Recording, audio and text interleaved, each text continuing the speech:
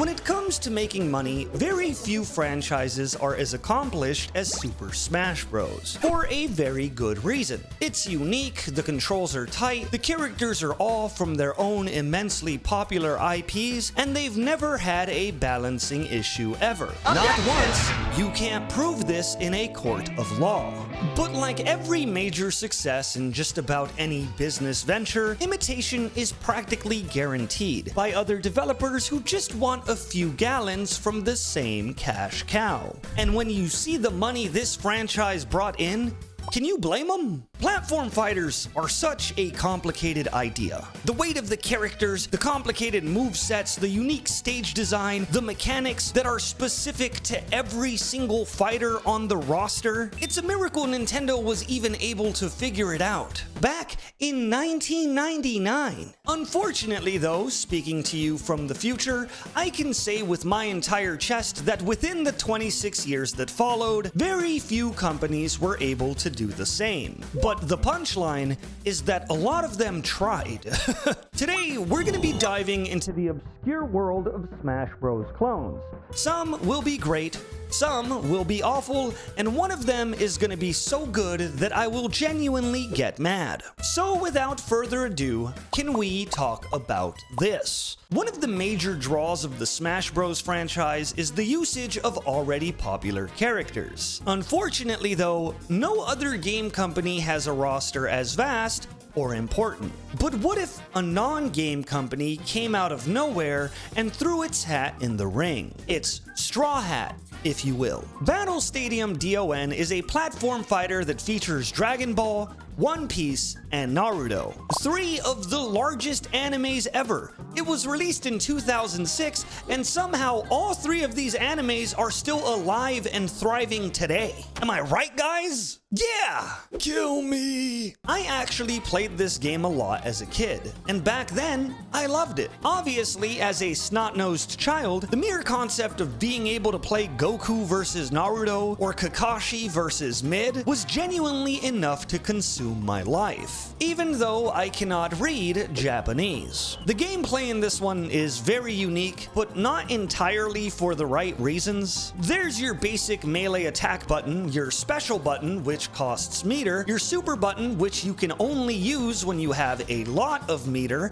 a grab button, and a shield. Conceptually, it's not too bad on paper. Meter in a platform fighter is kind of a fun idea. Unfortunately though, this game features one of the worst platform fighter mechanics that I have ever seen. The tug of war health bar. Hitting opponents makes them drop orbs and lowers their percentage on the bar at the top of the screen. Once you collect enough orbs to have a large enough majority percentage in this big ass bar, you go demon mode and have access to an enhanced super move. Then all you have to do is knock every other opponent down to 0, and just like that, you win. This system was featured in Dream Mix TV World Fighters that we covered in our last Smash clone video. Just like in that game, in this game, it is complete ass. It's very awkward to have to track down the one character that still has health while the others are alive. And when you win, it doesn't really feel satisfying because they don't fall over or get knocked off the stage.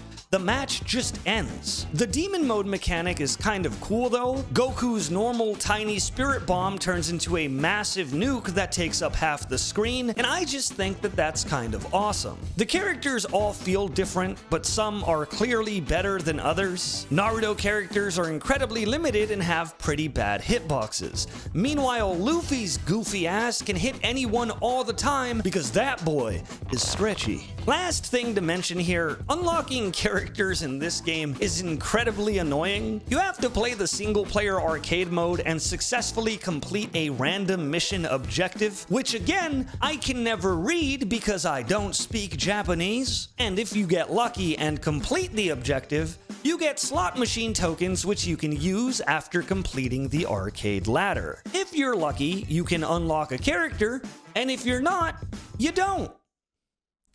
Awesome, man. So in order to be fair, I'm gonna give this game a rating of...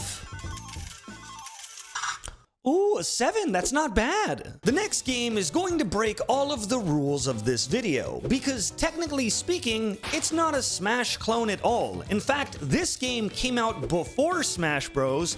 And is the second platform fighting game ever made, after the Outfoxies, which we talked about the last time we did this. Savage Rain is a platform fighter that I can only describe as a lot of good ideas not working together at all. It's a standard arcade fighting game released in 1995. For the most part, it functions closer to Street Fighter than anything else, save for the usage of 2 different lanes you can stand in. There are 4 buttons used in this game: your punch button, your kick button, your weapon button, and of course, your jump into the background button. You see, that's a platform. This counts. The 10 available characters all play slightly different from one another, and they even have their own unique stages as well, which is always a nice touch in arcade fighters. But now that I've buttered you up, I think it's time for me to tell you the news. Are you sitting down? Good. The Japanese name for this game is Fu-un Mokushiroku Kakuto. Fu-un Mokushiroku. Fu-un Mokoshiroku Kakotu Sose, which is crazy because this game isn't Fu-un at all. The ideas are there, but they never come together, and they're trying to do so many different things at the same time that no one aspect of this game is done well. The fighting is bland. The 2-lane combat serves as a way to run from your opponent, but why would you ever want to do that in a 1v1 fighting game anyway? Bro, we're fighting.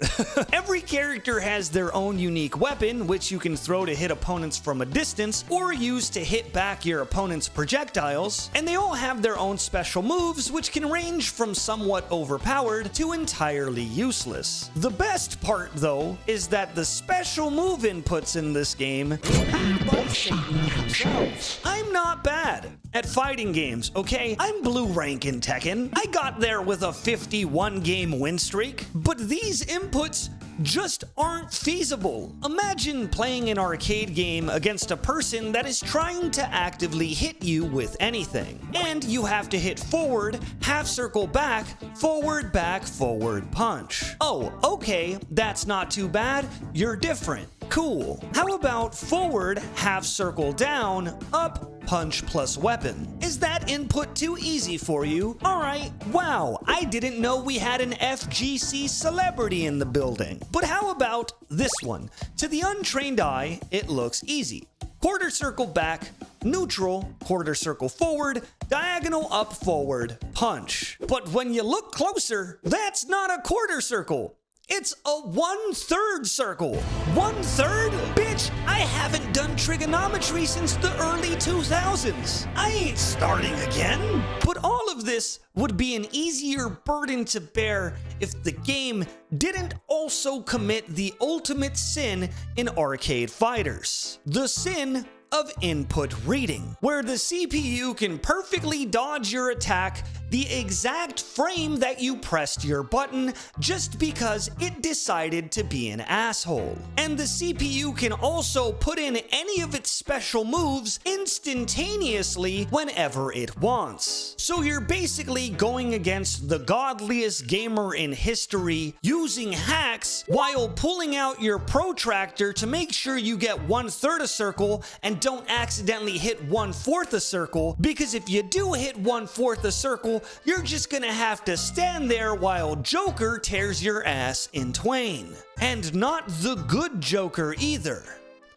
Or Jared Leto's. Speaking of circle back, I'm going to give this game a full circle back to the time that I didn't spend $8 on it, because it cost me $8. 2 out of 10, next. If Battle Stadium D.O.N. couldn't succeed by parading around the faces of massive intellectual properties, then maybe that wasn't the correct move. Maybe instead of using instantly recognizable mascots that everyone and their mother could define in an instant, it would be better to use the exact opposite. Indie game characters that not a lot of people know about. Yeah, okay, maybe it just sounds dumb when I say it. Fraymakers is a platform fighter.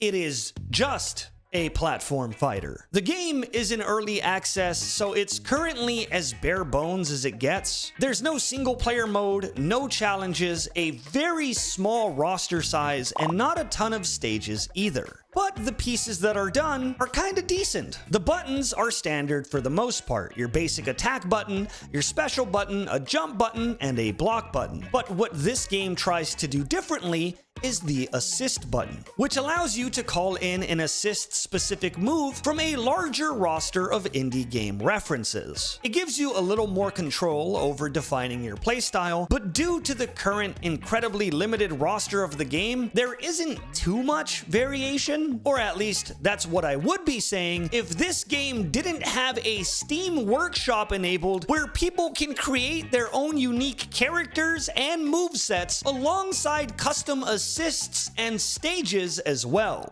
which is something that I heard Rivals of Aether 1 did, but I never played that game. So we're gonna talk about this one. Fraymakers not only allows the creation and usage of custom content, but they promote it. And personally, I think that that's kind of awesome. It's like Mugen, but a Smash Bros version. Once I learned this, I actually had a pretty decent amount of fun with this game, trying to synergize with the assists or just laughing my ass off whenever Gibby from iCarly fell from the heavens mid-combo. Seeing the footage still fucks me up. Ooh, I got him. I landed a Gibby. That's actually all I wanted. I could end this happy. Getting zoned out by Kirby with Walter White assist was annoying, but not as bad as when Commander Video went Mario pissing assist and took this match home. Custom content is awesome, and honestly opens this game up to limitless possibilities. Unfortunately though, I can't really give the game too much points for allowing other people to make it good, especially when the actual content in the game is so sparse to begin with. I said this already, but there isn't a single player mode at all, and the roster I think is only 6 characters right now. Even more unfortunate, this game is in early access, yet somehow completely dead. I couldn't find another single player online no matter what time I tried. That's not really a good sign for an early access title, but who knows? It seems like the devs really care about this game, so I hope it climbs its way out, but if it doesn't, at least I got to pull off a Gibby assist combo once in my life. If I knock someone into the air, and then Gibby assist them from here. I Gibby assisted that guy to death. That was sick. So I'm gonna give this game 4 Gibbies out of 8. Next up, we have Indie Pogo. Normally, when writing these videos, I try to build into my opinions, you know, kind of keep you at the edge of your seat. But this game is not good. The whole gimmick of this title is that you can't stop jumping. Platform fighter games are all about positioning yourself correctly and dealing damage by spacing based on your character's strengths and weaknesses. But this game just removes your ability to control the most important aspect of movement in this genre. I figured when I first learned about this mechanic in the awkward tutorial, which I will talk about in a second, that it would eventually fold in on itself and offer satisfying gameplay by creating movesets built around the auto jump. Maybe a lot of diagonal attacks or larger hitboxes to compensate for the lack of overall control. But the characters all feel pretty standard for a platform fighter, minus half the moves because there isn't really a grounded set of attacks. So it just comes off as playing Smash Bros with a broken controller. Alongside your air dodges, directional inputs, melee button, and special button, there's also a parkour button which lets you stick to walls or roll around on the floor, and a super move button which you can use after you build enough meter by comboing opponents. The thing that feels the worst about this game is that you can tell that there was a lot of love put in. The vibe in the menus and different parts of this game all feel cohesive. There's multiple single player modes, a versus mode, and of course, an online mode with no active players. I originally believed that this was due to the game being from 2016, but the all-time peak for this game was 100% 105 players, so it never really got wind underneath its sails, or sales in general, because it didn't do that good. And I can't say that I don't understand it either, because the gimmick feels so bad. Like, it almost feels like they ham-fisted it in 5 seconds before release just to force some uniqueness into the title. And I could say with my whole chest that this gimmick is the only reason I never want to open this game again. But to add insult to injury, the tutorial you get when you first open the game is a self-insert and poorly made drag, where the developer calls himself your new favorite developer ever, and also says that the Pogo mechanic is actually genius, and that you should go and compliment them on Twitter? This would be like me cooking you a meal at a restaurant, giving you food poisoning, and as you're puking in the bathroom, I show up to your house and ask for a tip. There is one thing I genuinely did love about this game though. You can die by either getting knocked off the map or by just losing all of your health. This combination isn't really something I've seen anywhere, and surprisingly, it works really well. It'd be cool to see a platform fighter incorporate multiple ways to kill your opponent, and maybe one day one of them will be great, but definitely not this one. So I'm gonna give this game a 1 to 3 out of 10, because the score is also pogoing.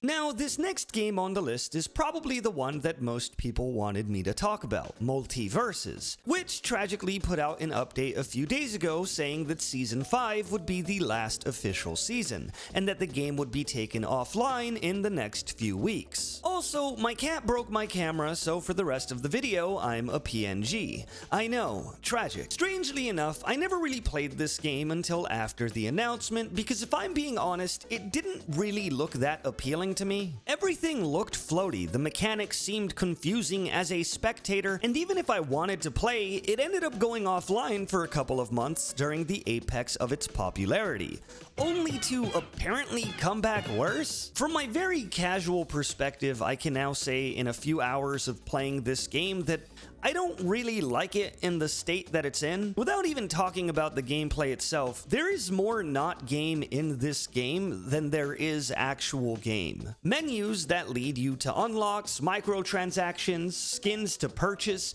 a PvE mode where you have to fight through challenges to win prizes, but you only get a few attempts per day, which is hilariously awful. Apparently, in an earlier rendition of this game, you'd be charged up to $10 to refill your lives. I've always heard about microtransactions being pretty ridiculous in this game, but very rarely do I see a game that is more microtransactions than game itself. Unlocking the characters is tedious. You have daily missions, weekly missions, enter the arena missions, fucking shaggy missions, rifts, bonus rifts, and a ton of other stuff that made me feel like I was having a stroke. The worst part of all, though, is that it is just a platform fighter. If this were an RPG, a gacha game, a MOBA, a battle royale, or anything of that caliber, some of these screens would actually make a lot more sense. But it's not. It's literally only a platform fighter. But now let's talk about the gameplay itself, because it honestly doesn't feel too bad. It is very much an acquired taste, and some moves come out so slowly that it feels like your ping is constantly jumping between 9 ms and 9000 ms, but it's still kind of fun. Combos are satisfying, chaining attacks feels great, and from the few characters I was actually able to play, they all seem to have a deep enough moveset. Still, it's very hard to look past everything else. Like, I'm not even gonna talk about the perk system because that was so complicated that I think I would need to write an entire thesis paper on it, and even if it were good, it's still very hard to look past everything else. I take no joy in saying that this game deserves to fail in its current state, but it feels like they took a really great video game concept and then saw how much they could use it to blindly rob their players. It feels even worse knowing that Warner Bros. Is probably the only company that had enough intellectual property to actually compete with Smash Bros. Someday. It's crazy to see how mismanagement and aggressive monetization can drag down even the most surefire games, because for a while, a lot of people thought that Multiversus was gonna be it. But now, that's just it for Multiversus. Ooh. Those are bars. I hope this game serves as an example of what happens when you take a good idea and then bury all of the things that would make it great behind microtransactions. I'm gonna give this game the corner of a 5 out of 9. Not the whole 5 though, because you have to pay for the rest of it. Now, the last game I wanted to talk about is my favorite game on this list, and it's also the most unique for a variety of reasons. The first being that it's single player. Yeah, a single-player platform fighter. What is he, schizophrenic? Spiritfall is a single-player platform fighter roguelike, which sounds very strange on paper, but when I say that this formula works, I mean it works. For starters, you have a few different buttons at your disposal. You have an attack button, a launcher button, a bolt button, a special button, and instead of blocking in this game, you get a directional dash that you can use every few seconds. And before you ask,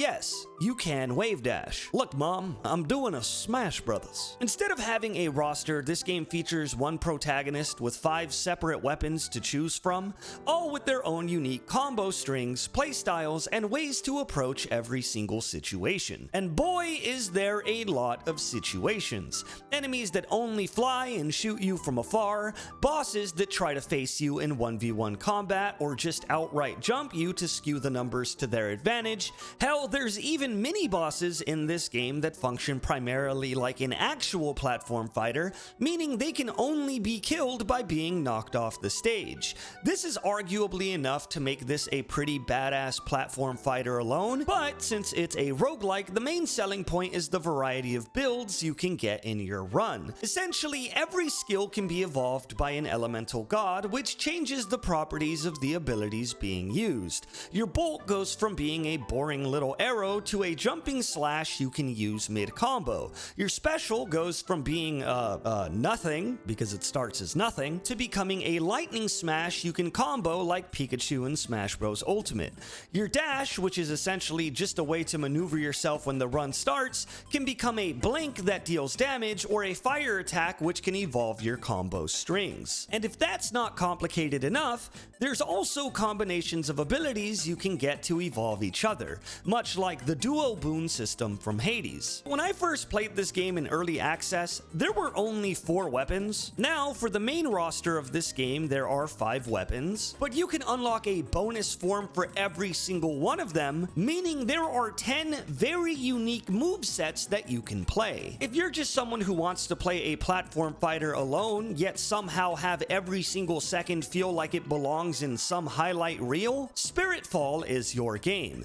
I think the only downside I could say about this one is that it's definitely on the lighter side when it comes to content. If you're okay at platform fighters and roguelikes, you can probably get through all of the content in about 8 to 10 hours, but still, this is one of the roguelikes I can see myself picking up randomly just to see what kind of insane combos I can map out in my brain and execute when it matters. I give this game 8 Spiritfalls out of 9. Thank you so much for watching this video. I'd say goodbye to you using my real face, but my cat broke my camera halfway through recording this video, and I can't be mad at her because she's so beautiful. Everyone say hi, Lumi. Just look at her. I hope you enjoyed the content. Here's a link to my second channel, or if you want to watch some Spiritfall gameplay, here's a link to my VOD channel. How cool is that? I'm gonna get out of your hair. Bye-bye.